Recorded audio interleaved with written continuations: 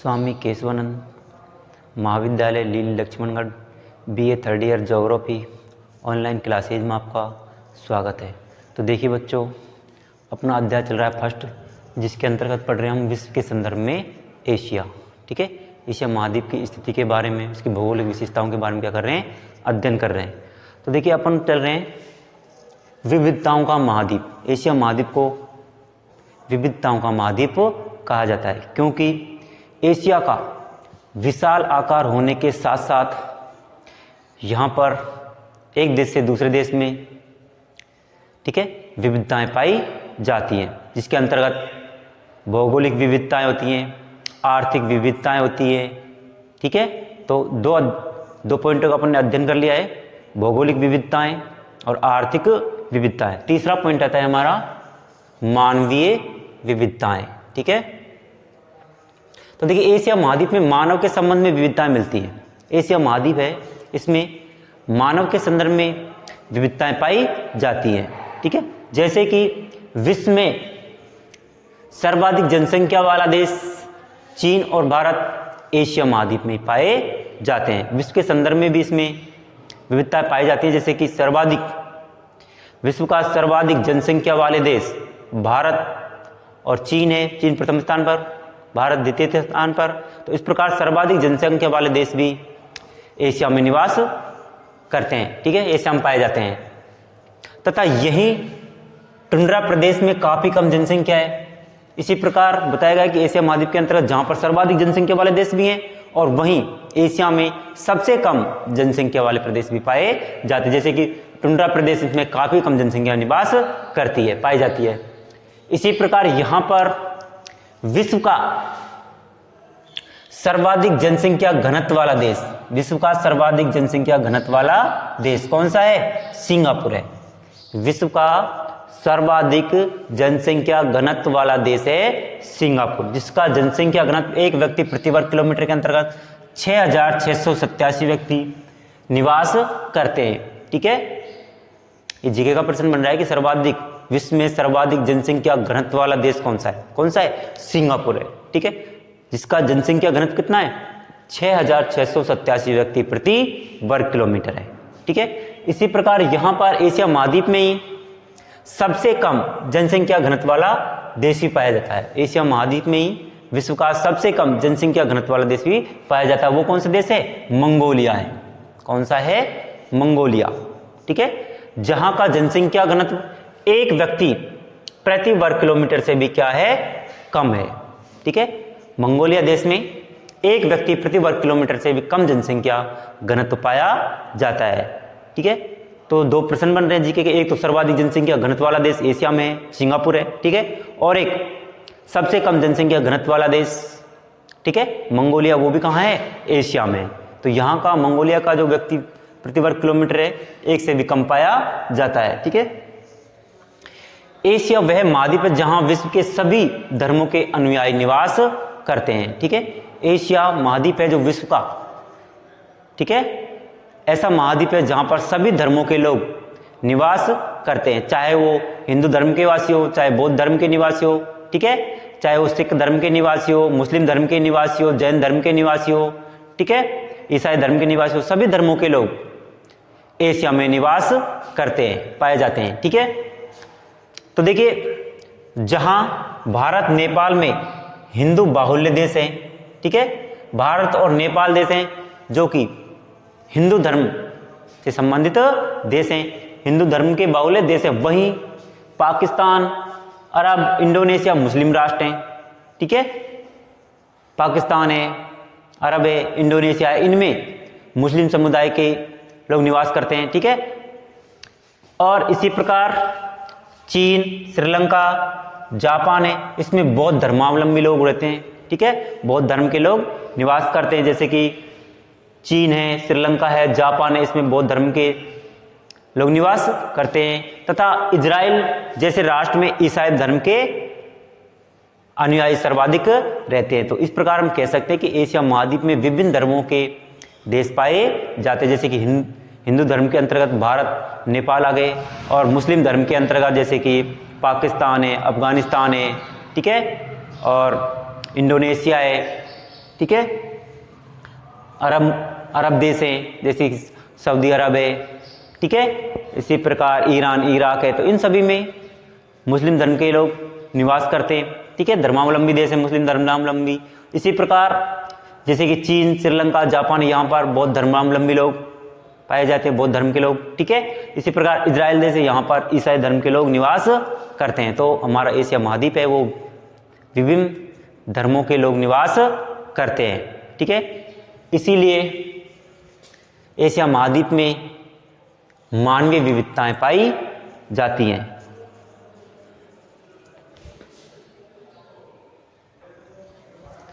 विविधताओं के महाद्वीप में नेक्स्ट पॉइंट आता है सांस्कृतिक विविधताएं, ठीक है। संस्कृति के आधार पर भी एशिया महाद्वीप में एक क्षेत्र से दूसरे क्षेत्र में विविधताएं पाई जाती हैं। जैसे कि एशिया के विभिन्न भागों में निवास करने वाले लोगों की जीवन पद्धति, उनके व्यवहार आचरण में विविधता देखने को मिलती है, ठीक है।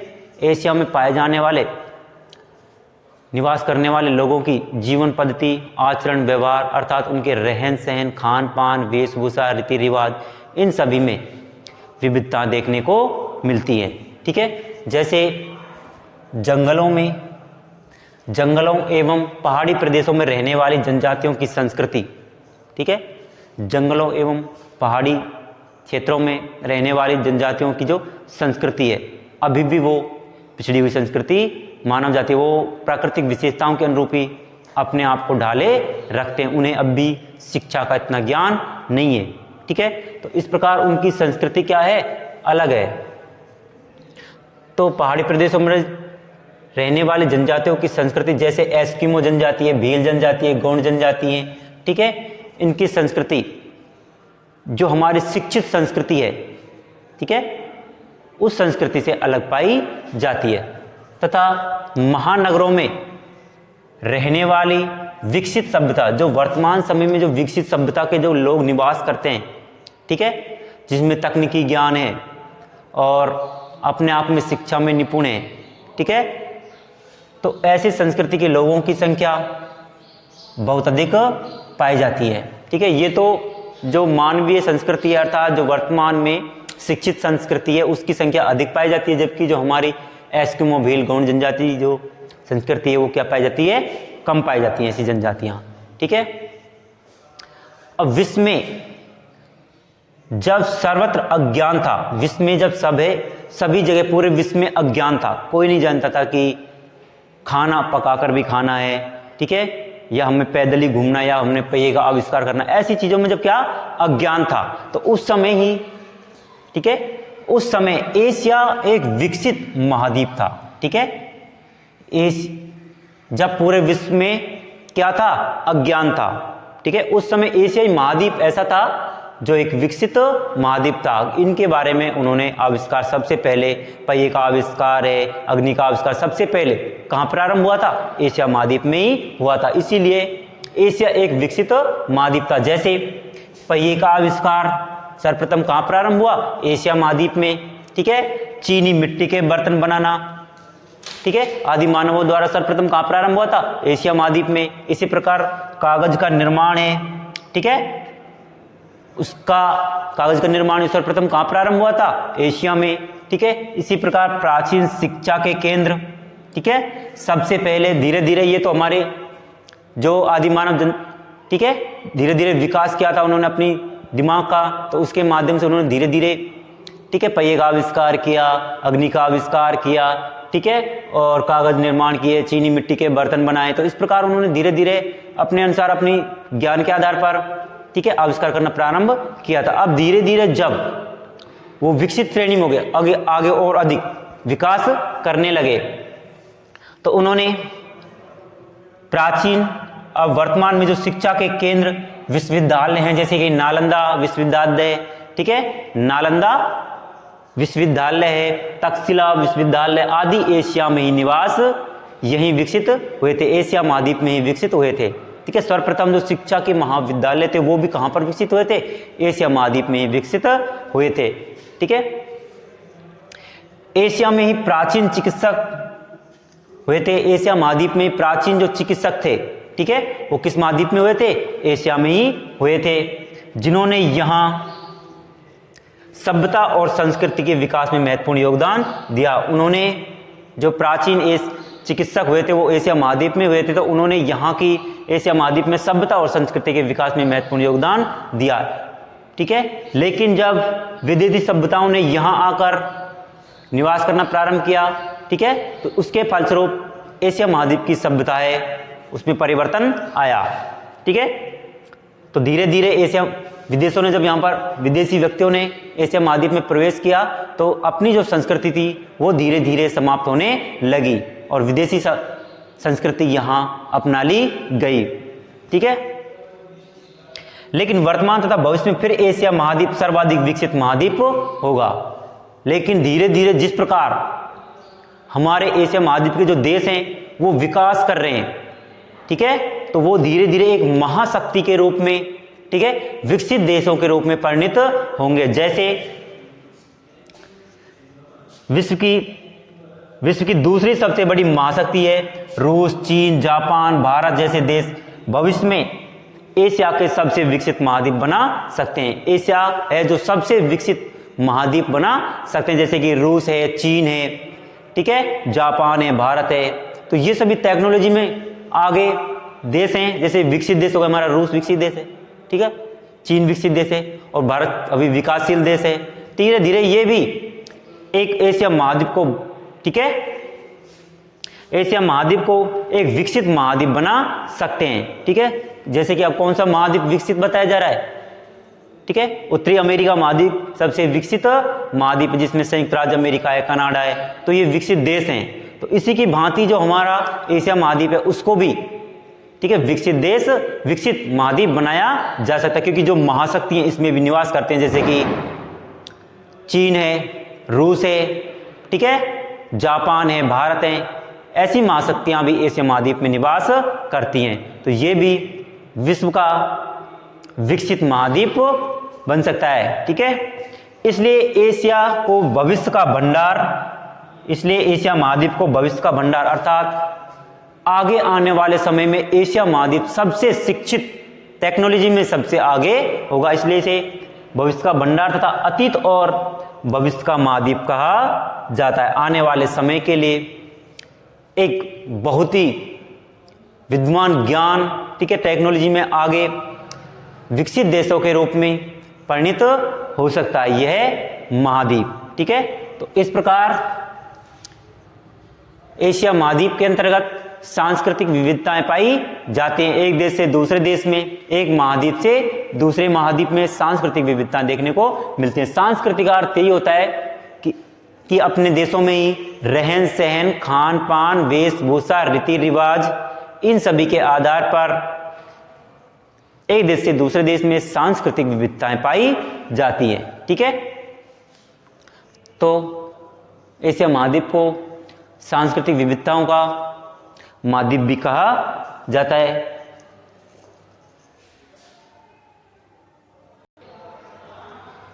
हाँ, तो देखिए बच्चों, अभी पढ़ रहे थे आप विविधताओं का महाद्वीप, ठीक है, एशिया विविधताओं का महाद्वीप। अब देखिए एशिया महाद्वीप है जो हमारा, उसमें विभिन्न प्रकार की विविधताएं पाई जाती है। एक देश से दूसरे देश में विशाल आकार होने के साथ साथ एक देश से दूसरे देश में, एक क्षेत्र से दूसरे क्षेत्र में, ठीक है, विविधताएं पाई जाती है। अब देखिए इस पर नजर डालें कि एशिया है जो विविधताओं में, अर्थात विविधताएं जो पाई जाती है उसमें विविधताओं में एकता का महाद्वीप है, ठीक है। एक क्षेत्र से दूसरे क्षेत्र में विविधता होने के बावजूद उनमें एकता पाई जाती है, इसलिए एशिया महाद्वीप को विविधताओं में एकता का महाद्वीप कहा जाता है, ठीक है। समझ आ गया आपके? अर्थात एक देश से दूसरे देश में क्षेत्रीय विविधताएं पाई जाती हैं, ठीक है। अब क्षेत्रीय विविधताएं होने के साथ साथ उनमें एकता भी पाई जाती है, इसीलिए एशिया महाद्वीप को एकता का महाद्वीप कहते हैं। जैसे एशिया महाद्वीप में अनेक प्रकार की विविधताएं होने के बावजूद यहाँ एकता विद्यमान है, ठीक है। अनेक प्रकार की विविधताएं होने के बावजूद यहाँ पर एकता विद्यमान है। जैसे कृषि फसलों में एकता पाई जाती है। ठीक है, जैसे कि कृषि फसलों में भी क्या पाई जाती है, एकता पाई जाती है, क्योंकि भारत, चीन, रूस की धरातलीय बनावट, जलवायु, ठीक है, वर्षा, तापमान, मिट्टी आदि में विविधता पाई जाती है। अब ध्यान दीजिए, कृषि फसलों में कैसे एकता पाई जाती है, क्योंकि एक देश से दूसरे देश में वहां की जलवायु में, तापमान, वर्षा के आधार पर, मिट्टियों के आधार पर, ठीक है, और धरातलीय बनावट के आधार पर विविधता पाई जाती है। जैसे कि हमारे भारत है, चीन है, रूस है, इनमें तापमान, वर्षा के आधार पर विविधता पाई जाती है। ठीक है, भारत, चीन, रूस में, और मिट्टियों की बनावट के आधार पर विविधता पाई जाती है, फसलों के आधार पर विविधता पाई जाती है। तो इस प्रकार विविधता पाई जाती है, फिर भी यहां पर गेहूं, चावल और कपास जैसी फसलों का उत्पादन समान रूप से देखने को मिलता है। उनकी मिट्टियों में विविधता होने के फलस्वरूप, जलवायु में विविधता होने के फलस्वरूप, अर्थात तापमान, वर्षा में विविधता होने के फलस्वरूप, ठीक है, इन सभी की विविध और धरातलीय स्वरूप में विविधता होने के फलस्वरूप फिर भी यहां पर जैसे गेहूं है, चावल है, कपास है जैसी फसलों का उत्पादन समान रूप से देखने को मिलता है। गेहूं, चावल, कपास जैसी फसलें वो इन तीनों देशों में देखने को मिलती है। इसीलिए इस महाद्वीप को एकता का महाद्वीप कहते हैं, एशिया महाद्वीप को। ठीक है, इसी प्रकार आगे देखिए, यहां की चट्टानों में विविधताएं हैं। ठीक है, यहां की चट्टानों में विविधताएं पाई जाती हैं, फिर भी खनिजों में एकता देखने को मिलती है। चट्टानों में विविधताएं पाई जाती हैं। ठीक है, आग्नेय अवसादी कायांतर चट्टानों में विविधताएं पाई जाती हैं, तो कोई आग्नेय की ऊंची परत दे, किसी क्षेत्र पर, किसी पर नीची है। तो इसी प्रकार इन क्षेत्रों पर चट्टानों में विविधता होने के फलस्वरूप खनिजों में एकता देखने को मिलती है। खनिज पदार्थ हैं जैसे कि चीन में, ठीक है, कोयला पाया जाता है, पेट्रोलियम निकाला जाता है। ठीक है, तो इस प्रकार लोहा पाए जाते हैं। तो इसी प्रकार भारत में भी पाए जाते हैं। ठीक है, और इसी प्रकार रूस में भी पाए जाते हैं। तो चट्टानों में विविधता होने के फलस्वरूप भी खनिजों में एकता देखने को मिलती है। सभी क्षेत्रों पर, सभी देशों में खनिज पदार्थ निकाले जाते हैं, तो एकता देखने को मिलती है। इसी प्रकार एशिया महाद्वीप में अनेक धर्म, संप्रदाय, जातियां पाई जाती हैं। एशिया महाद्वीप में अनेक धर्म के लोग निवास करते हैं। ठीक है, और अनेक जनजातियां हैं, जातियां हैं, पाई जाती हैं, लेकिन उनके आचार व्यवहार में एकता देखने को मिलती है।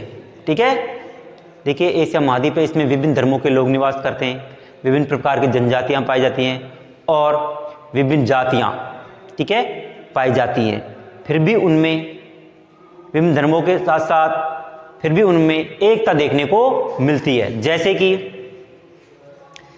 एशिया में सभी धर्मों के लोग निवास करते हैं, लेकिन एक दिव्य शक्ति के रूप में भगवान की पूजा समान रूप से करते हैं। ठीक है, अपने देशों में और विदेशों में देखो, जैसे कि आपने पहले पढ़ा था कि भारत है, ठीक है, और नेपाल है, इनमें हिंदू धर्म के लोग निवास करते हैं। तो ये हिंदू जो देवी देवता उनकी पूजा करते हैं, जैसे भगवान है। ठीक है, भगवान को हिंदू पूजा करते हैं भगवान की। ठीक है, शंकर भगवान है, विष्णु भगवान है, ब्रह्मा भगवान है।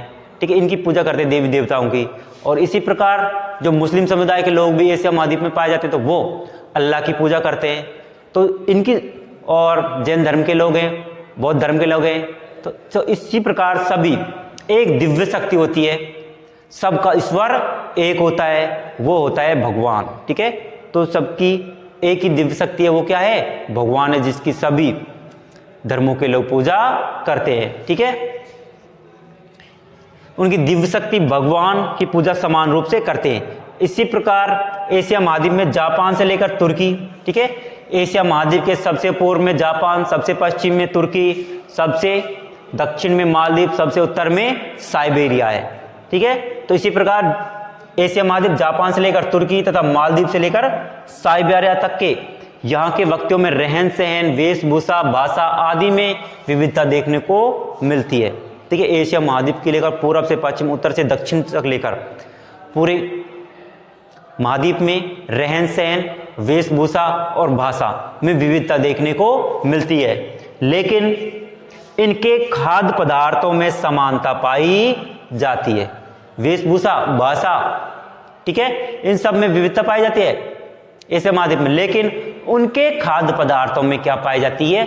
समानता पाई जाती है। ठीक है, जैसे कि अपन भारत में गेहूं की रोटी को खा रहे हैं, ठीक है, तो इसी प्रकार जैसे चीन है, जापान है, नेपाल है, अन्य देश है, तो उनमें भी खाद्य पदार्थ के रूप में चावल गेहूं का इस्तेमाल किया जाता है। तो इस प्रकार समानता पाई, खाद्य पदार्थों में समानता पाई जाती है। इसीलिए ही एशिया महाद्वीप को एकता का महाद्वीप कहा जाता है, क्योंकि इसमें विविधताएं होने के बावजूद भी इन सभी महाद्वीपों में एक क्षेत्र से दूसरे क्षेत्र में समानता पाई जाती है। इसलिए ही एशिया महाद्वीप को एकता का महाद्वीप कहा जाता है। तो ये अध्याय आपका आज समाप्त हो गया है। धन्यवाद बच्चों। नेक्स्ट वीडियो के साथ कल शुरुआत करेंगे। थैंक्स।